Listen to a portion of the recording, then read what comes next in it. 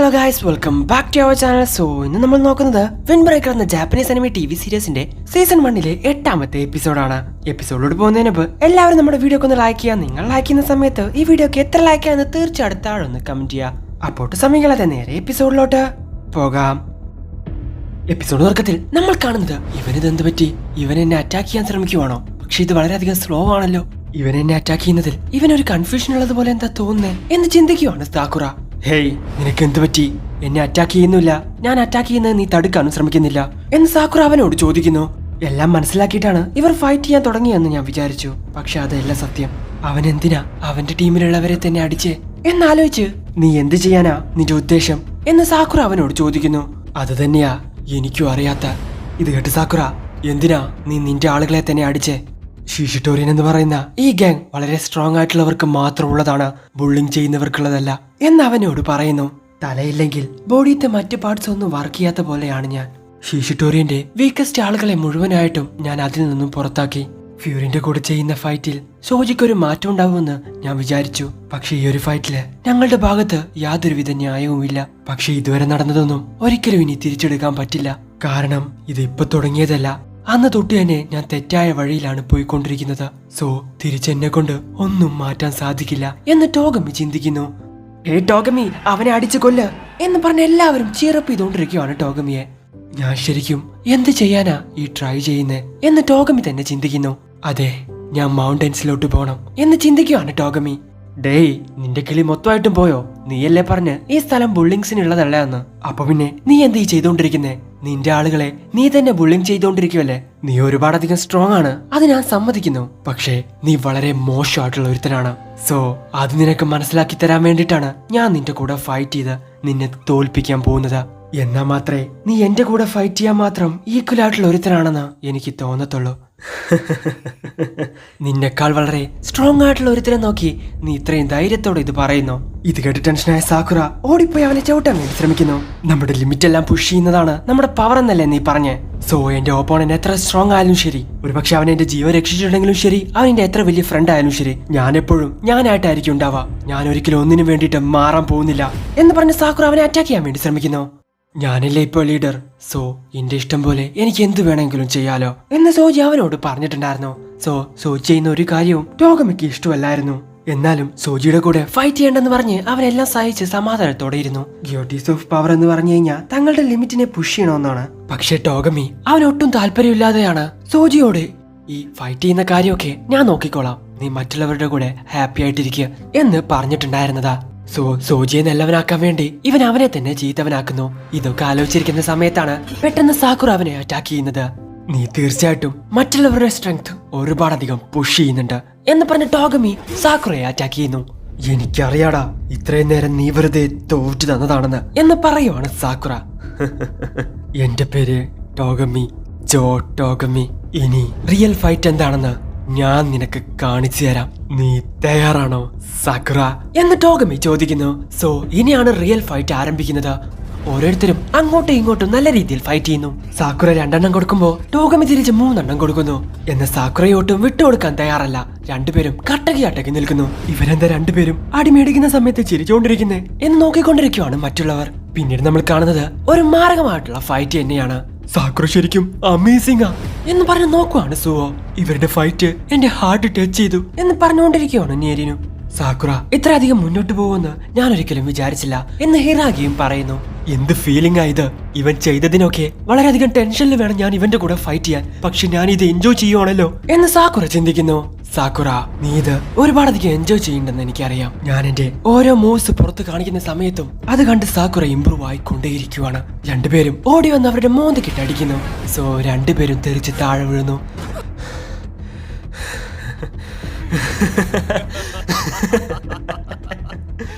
Fight ചെയ്യുന്നത് ഇത്രയും യോസമായിരിക്കുമെന്ന് ഞാൻ ഒരിക്കലും വിചാരിച്ചില്ല. ഞാനും അങ്ങനെ തന്നെയാ വിചാരിച്ചേ എന്ന് പറയുവാണ് സാക്കുറ. നമ്മുടെ ഫൈറ്റ് നമുക്ക് അവസാനിപ്പിക്കാം എന്ന് ടോഗമി അവനോട് ചോദിക്കുന്നു. സോ രണ്ടുപേരും അവരുടെ ഫൈനൽ അറ്റാക്ക് ചെയ്യാൻ വേണ്ടി ആരംഭിക്കുന്നു.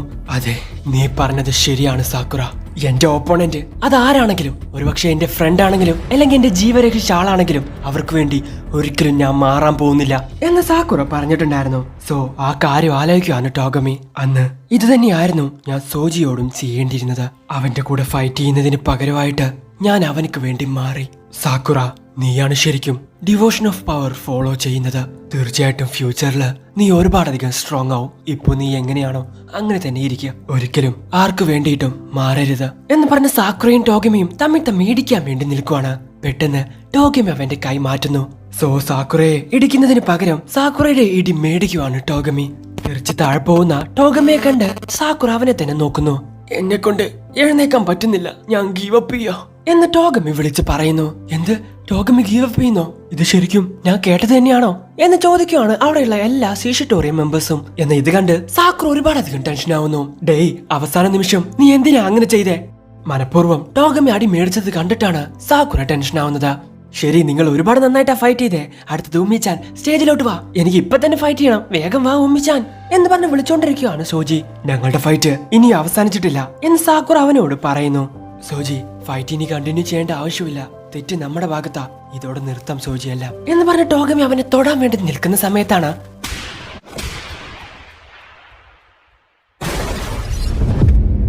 തോറ്റുപോയനൊന്നും എന്നോട് സംസാരിക്കാൻ നിൽക്കണ്ട. ഇത് കണ്ട് സാക്കുറ സോജിയെ അറ്റാക്ക് ചെയ്യാൻ വേണ്ടി ശ്രമിക്കുന്നു.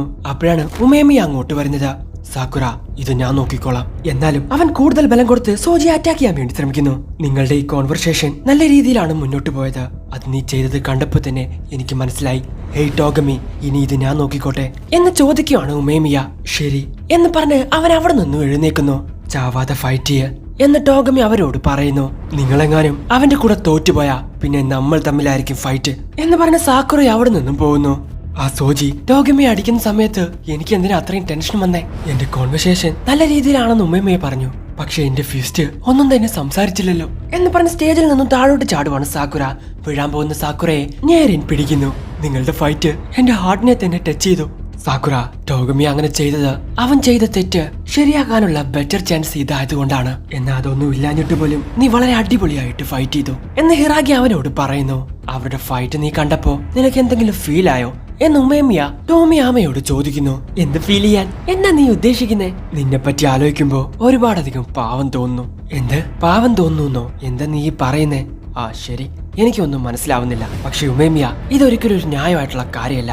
ഫ്യൂരിയിലെ എല്ലാവരും വളരെയധികം സ്ട്രോങ് ആണ്. എന്നാൽ എന്റെ സൈഡിലോട്ട് നോക്കുവാണെങ്കിൽ എല്ലാവരും വീക്ക് ആയിട്ടുള്ളവരാണ്. അതുകൊണ്ടാ എന്നെ കൊണ്ട് ഫ്രീഡം ആയിട്ടും ഫണ്ണായിട്ടും എൻജോയ് ചെയ്യാൻ പറ്റാത്തതാ എന്ന് സോജി അവരോട് പറയുന്നു. സോജി നമ്മളെ പറ്റി ഇങ്ങനെയാണോ വിചാരിക്കുന്നത് എന്ന് സീഷിറ്റോറിയം മെമ്പേഴ്സ് എല്ലാവരും ചിന്തിക്കുന്നു. ഞാനെങ്ങാനും ജയിച്ചു കഴിഞ്ഞാ ഉമേമിയെയും ഫ്യൂരിനും പിന്നെ എനിക്ക് സ്വന്തമാണ്. ഞാൻ ഫ്യൂരിന്റെ ടോപ്പിലോട്ട് വന്നു കഴിഞ്ഞാൽ ഇനി ഒരുപാട് ഫ്രീഡം ആയിട്ടും സ്ട്രോങ് ആയിട്ടും ഞാൻ മാറും. സോ ഞാൻ ഫണ്ണായിട്ട് എൻജോയ് ചെയ്യാൻ പോവാ. അങ്ങനെ എന്റെ ബോറിംഗ് ആയിട്ടുള്ള ദിവസങ്ങൾക്ക് ഒരു അവസാനം വരാൻ പോവാ.